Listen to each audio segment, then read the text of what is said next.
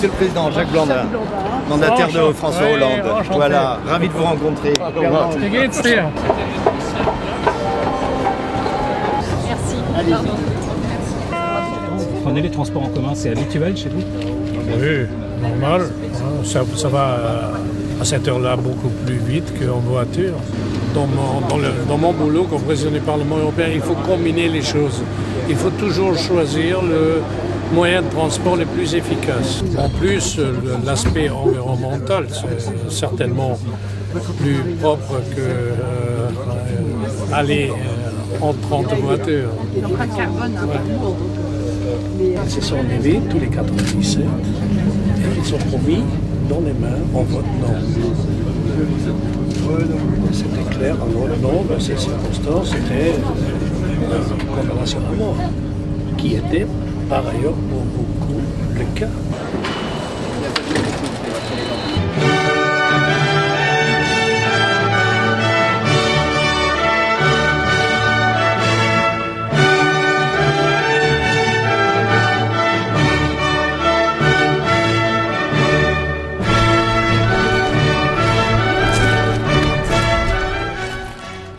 À la demande de Jacques Blandin, qui est le mandataire de François Hollande dans notre département, je suis heureuse d'accueillir Martin Schulz, président du Parlement européen, Pervenche Berès, que nous connaissons bien à Châtenay, Jacques bien évidemment. Otto Wels appartient à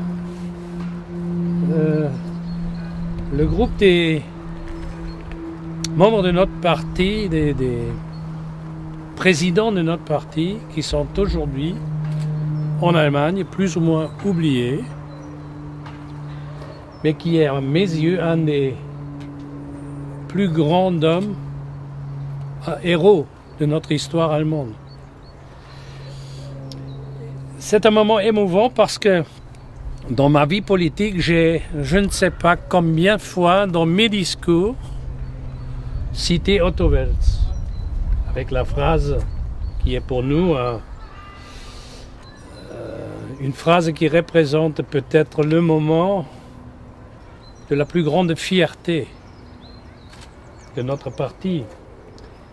Moi, j'ai eu le privilège, et je veux le raconter ici, de rencontrer un membre du groupe au Reichstag allemand, au Parlement allemand, qui a siégé avec Otto Wels ensemble, ce fameux 23 mars 1933, Josef Felder, qui est mort à l'âge de 102, ça veut dire qu'il a eu une très longue vie, et qui était le plus jeune député de ce groupe au Parlement à l'époque. Et il nous a raconté comment c'était.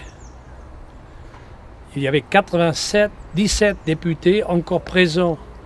Pendant la réunion du groupe, Wels et les autres ont dit ceux qui veulent rentrer chez eux peuvent le faire parce que personne ne sait qu'est-ce qui va passer après ce débat, après le vote. Parce que le Reichstag était entouré, encerclé par le SS et le SA et la police de la Prussie. Et ils savaient, le groupe de nazis était apparu au Reichstag en uniforme, Hitler même en uniforme. Tout le monde savait qu'est-ce que ça représentait à l'époque. Ils étaient menacés. C'était une menace mortelle, littéralement. Et Josef Felder nous a raconté que tout le monde s'est levé et ils sont promis, mutuellement, personne rentre, nous restons. Et donc Wels a pris la parole. Et il faut s'imaginer, comme je parle avec vous, c'était à peut-être 5 mètres de Hitler, qui était sur le siège de chancelier, que Otto Wels a dit face à cet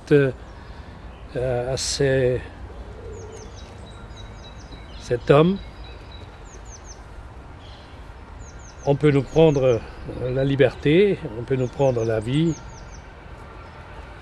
Et il faut s'imaginer, c'était adressé directement à Adolf Hitler, mais l'honneur, vous, on ne peut pas prendre un homme comme vous ne peut pas nous prendre l'honneur.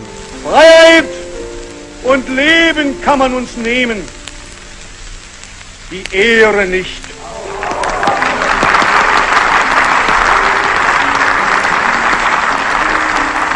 Ces hommes et femmes de ce groupe de 33 restent pour moi jusqu'aujourd'hui vraiment les grandes personnalités de notre parti.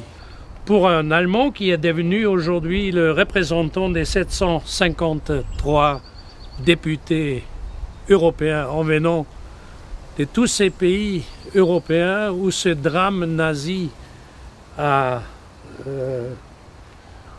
créé tant de souffrances et même la haine contre notre peuple, et finalement la réconciliation dans le cadre de l'intégration européenne. Pour un Allemand, SPD, c'est un moment émouvant, vraiment un moment de fierté. Donc, merci pour ce moment qui est un cadeau pour moi. Merci beaucoup.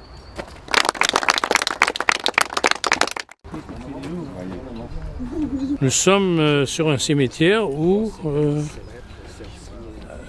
on trouve le mémoire d'un grand résistant allemand qui a finalement trouvé exil et protection en France.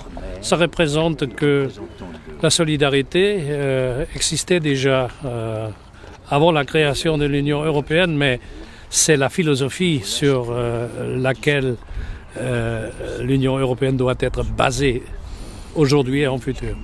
Et donc, autour, ce sont des camarades. Notre action avec le FSE, c'est pour les jeunes, actuellement et uniquement pour les jeunes. Le grand problème du FSE, que connaissent toutes les associations, ce sont les retards de paiement. S'il y a un délai, un sursis de 4 ans, attendez, s'il y a un sursis de 4 ans, pour nous se pose la question suivante, qu'est-ce que fait la France avec l'argent de l'Europe entre-temps? Parce que si on compte les taux d'intérêt entre-temps, c'est pas rien. Hein. Ça, je trouve insolent de laisser attendre les gens 4 ans. C'est aussi un système de décourager les gens de présenter des problèmes.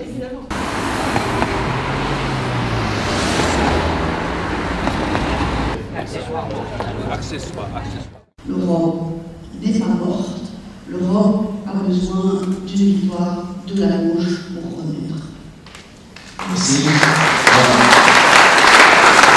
Nicolas Sarkozy dit « Le gouvernement de l'Europe, c'est nous, Angela et moi. » Pour dire la semaine après, l'Europe est mal gouvernée. Là, j'ai trouvé tout à fait raison.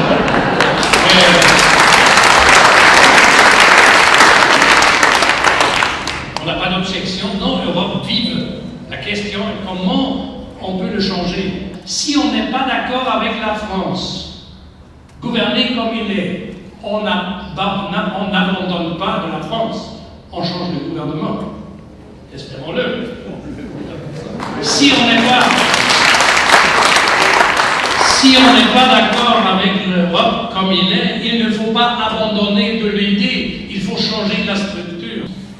Pour l'Europe, il y a un seul sorti de cette crise, c'est de nouveau ce ancien proverbe, que l'union fait la force. Souvent, on fait la faute de dire, parce que l'Europe est à droite, on casse l'Europe. On abandonne l'idée. Non, il faut défendre l'idée en changeant la majorité dans les États membres et dans l'Union même. Je crois le deuxième volume s'appellerait pas François Hollande inattendu, on va l'apprendre François Hollande le vainqueur. Pour la justice sociale, il ne faut pas écouter Mario Draghi, parce que lui, ce qu'il a déclaré il y a quelques jours, c'est que le modèle social européen est plus mort. Bon. Alors si on fait ça, ça veut dire qu'il faut tous qu'on devienne des petits Chinois. C'est pas quand on sera devenus tous des petits Chinois qu'on va gagner la compétition contre les Chinois. Donc le meilleur moyen de gagner, c'est ce que nous avons proposé Jean-Jacques Andrew, tu t'en souviens, quand on était à Athènes, où il était comme ça, dans une situation absolument épouvantable, et il nous a dit, moi dans ce pays, je vous le dis, le message que l'Europe a porté au monde après la Seconde Guerre mondiale, c'est la paix. Aujourd'hui, le message que l'Europe doit porter au monde, c'est son rapport à l'humain, c'est la façon dont il met l'homme et la femme au cœur de son modèle. sans devenir populistes, passer des messages européens, surtout pour notre électeur. Ça, c'est le grand défi pour la gauche en Europe. Et ma réponse est, la vie n'existe pas seulement ici, aussi là. Il faut aussi toucher le cœur de nos citoyens. Personnellement, je suis l'enfant, le 5e enfant d'un couple normal en Allemagne de la guerre. Père soldat, mère seule, avec un fils et un frère aîné, né 44, mon père est revenu 46, son fils 2 ans qui n'avait jamais vu. Il est quitté d'une famille assez bien installée, revenu dans une cave parce que la maison était une ruine. C'était un sort normal comme un autre. Et leur réaction était jamais, plus jamais. Et nos enfants, c'était leur leitmotiv, nos enfants, nous voulons qu'ils aient une autre vie que nous.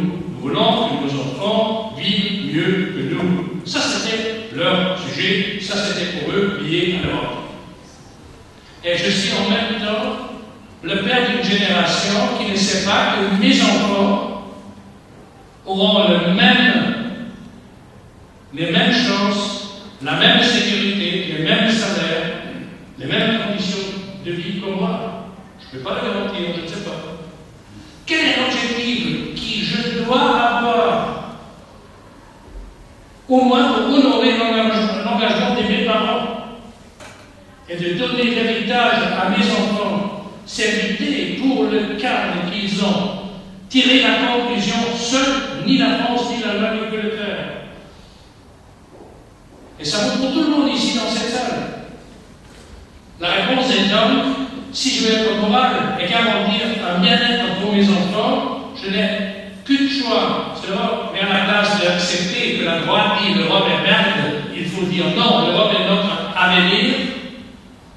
Si on le défend sur la base de nos valeurs qui sont très très simples: justice sociale, solidarité, démocratie.